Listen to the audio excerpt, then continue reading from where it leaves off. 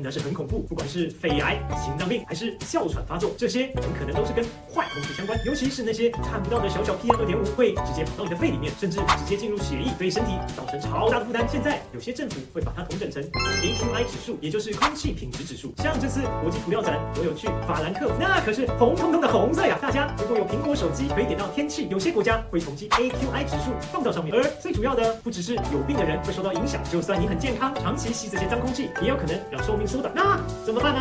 其实很简单，先查一下今天的空气品质指数。